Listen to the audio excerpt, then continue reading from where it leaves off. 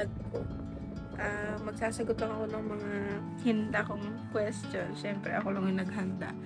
Today, ang aking first anniversary sa pagbabalik sa vlog. Matagal kasi akong na-stop. Tapos, bumalik lang ako last year, April 27. Tapos ngayon, April 27 na. So, para ano lang, gusto ko lang mag-vlog gusto ko lang mag-vlog. Sagot ng mga tanong habang nag-aalaga ng mga pamangkin ko. Kasi marami nang nagbago. Ito yung props natin ngayon. Yeah. So, ano ba? So awkward. Awkward? Dahil tinatakpan ng kortina. Wait lang. Yan. Kasi, noong 2024, napunta ako dito sa UAE. Ulit-ulit. Tapos, syempre na mesmerize. Kung may kasama ko dito, sabihin balik na. So, nagandahan kasi ako sa UAE. So, every time na may nakikita akong building ganyan, binibidyohan ko siya. Kasi wala namang ganun sa provincial. Hindi naman sa walang ganun. Hindi lang ganitong kaganda. So, pag may nakakita akong building, pinipicturean ko siya. Tapos, binibidyo ko. Tapos, nalala ko pa nung first night ko dito. Diyos ko, binibidyo ko yung night to night. Tapos kasi ang laki ng night to night. Tapos may bridge na malaki sa harap ng night to night. So, kaya nga ako nagbalik kasi nga yun nga. Hindi ko alam kung sinabi natin mag-video ko. Hindi ko alam kung alam niya nagbablog ako. Tapos, nagsimula yon nung pumunta ako actually may video ako nung nung first week ko dito. Pero hindi ko siya in-upload public. Naka-private lang siya kasi nga hindi siya naka-landscape. Puro siya portrait. Tapos landscape, portrait, landscape. Hindi ako nagsasalita doon. Sayang hindi ako nag-video ng mas maganda. So, ang reason is yung pagpunta ko dito. Kasi, wait lang. Naiihi na ako eh. Pwede ba umihi sa So, yun na nga. Kaya ako nag-quit before kasi, di ba, pandemic ako nag-start. Parang pandemic ba yun? Oo, pandemic yun kasi nag-start ako mag-vlog ng mga content about BTS kasi bumibili ko ng mga keychain, ganyan. Tapos poster, photo cards, tapos kaya ako nahinto. Kasi naging busy ako noon kasi yung last vlog ko 2020 pa, April din. April 7. Pinakahuling vlog ko is Dalgona Coffee pa. So, papakaluma na. Luma! So, nahinto siya kasi na-busy ako tapos wala rin akong magandang phone nun. Tapos parang 16 gig lang yung phone ko nun. Tapos binigyan ako natin ng phone. Yung Samsung. Parang 32 gig siya. So, yun yung pinang-vlog ko. Tapos nahinto nga. Nagka-pandemic. Naging busy. Tapos alagarap talaga yung COVID 2020. Nakalimutan ko na. Ano ba sasabihin ko? Tapos, noong 2021 naman, na ako sa games. Hindi ko naman pinagsisihan yung games kasi marami akong friends na nakilala doon. Yun nga, kadaming.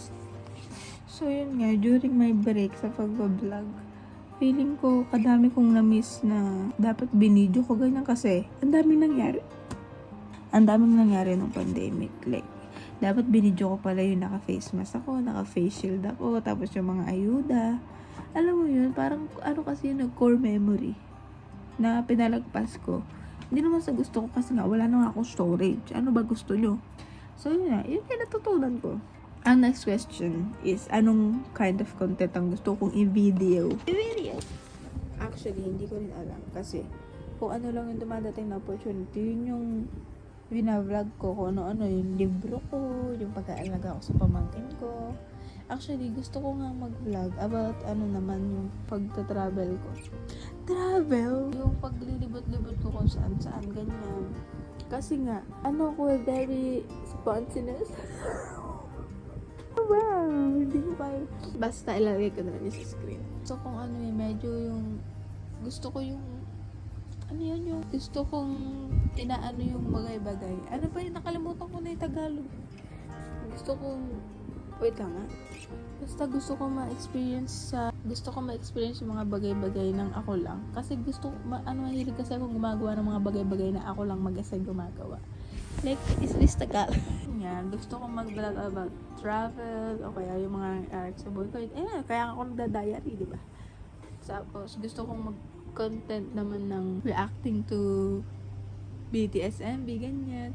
Kasi hindi ko pa yun natatry. I mean, natry ko na siya pero naka-private. Gusto ko rin i-vlog yung buhay ng mga pamangkin ko kasi gusto kong mapanood nila to paglaki nila na ako yung tita nila na nag-aalaga sa kanila. Tapos ganito sila kaliit na nung inaalagaan ko sila. Ngayon, ganito na sila. Alam pero kasi wala kasi akong ganun eh. Kaya tapos, mahilig akong video ko ano ginagawa nila, ganun. Parang yung mga wala sa akin noon, gusto kong meron sila. Apaka-OA, ano ka ba, parents? Paglaki nila, pag binata't dalaga na sila, mapapanood nila ako, ayun, mapapanood nila yung sarili nila. Diba ang ganda nun? Kasi yun yung mga bagay na gusto kong meron ako. Kaso wala nga akong baby picture. Siguro may baby picture ako noon, kaso nga nalunod sa baha. Ano yung nagbago sa akin after 1 year of vlogging again? Naging mas expert na ako sa pag-edit. Tapos naka-pro na rin ako. Thank you kay Kuya JP. May mga alam na akong ilagay. Tapos may pa sound effects pa ako. May pa background music. So yun yung mga simpleng bagay lang naman. Hindi naman ako extra Hindi ko pa nga natatry sa laptop mag-edit kasi nahihirapan ako mag-transfer ng video kasi katagal eh. Kung in-edit ko na yun, edi yun na. So, next. Ang goal ko this year is makapag-vlog ng madami talaga kasi last year nakapag-vlog ako ng up until now, parang 30 plus videos. Like, is this Tagalog? Goal ko ngayon ay makapag-vlog ng 50 videos. So, i-update ko kayo makapag-vlog ako ng 50 kasi next year ulit ako. Yun ang goal ko, makapag-vlog ako ng madami. Madaming vlog, madaming memories. Ano bang challenges ang akin? Is yung nahirapan talaga ako mag-vlog kasi very nonchalant. Pag ina-edit ko na siya, nahirapan ako i-manage yung time ko kasi nga nag-aalaga ako ng baby. Tapos pag pinapanood nila ako sa TV, talagang tapos nape-pressure ako kung maglalagay ako ng voice over kasi nahiya na ako. So ngayon, puro text na lang nilalagay ko. Din ako nagvo-voice over. Kasi nahiya ako pag pinapanood nila ako. Like, is this taga? Yung top 1 is yung storage ko. Kasi kailangan ko ang dami kong kailangan burahin. Nagsasacrifice pa iba kong apps para lang ma-edit ko yung vlog. So, ang ginagawa ko is, pag nag-vlog ako ng medyo mahaba, kasi minsan doon yung mahaba, wala namang kwenta. So, kailangan ko i-edit na yung lahat. Tapos, ikakat ko yung mga walang kwenta. Tapos, pinasama-samahin ko na. Tsaka ko i-save. Tapos, i-delete ko na yung mga walang non-edited. Tapos, tsaka ko siya i-edit yung mga putol-putol na. So, yung storage ko, hindi masyadong, ano yun? Challenges na, hanggang ngayon actually, kakainis ka. Alam nyo, ang hirap maging consistent, lalo na pag marami kang hobbies. Like, kasi, may bracelet business ako, nagko-crochet na ako, nagbabasa pa ako ng libro, tapos nanonood pa ako ng kung ano-ano. So, hindi ko alam kung saan ko siya isisingit. So, mahirap talaga maging consistent pag marami kang hobbies. So, mahirap. Sinagot ko na. Saka kasi, yun nga, yung time management din. So, ano bang ang mga bagay na na-excite ako?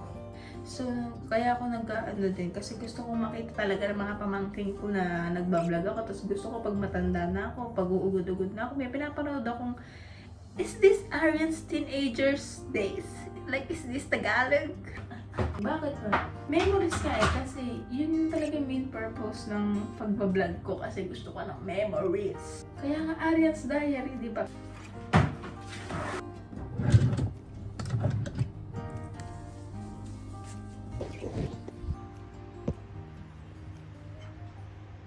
So, ano ba dapat i-expect sa mga vlog ko?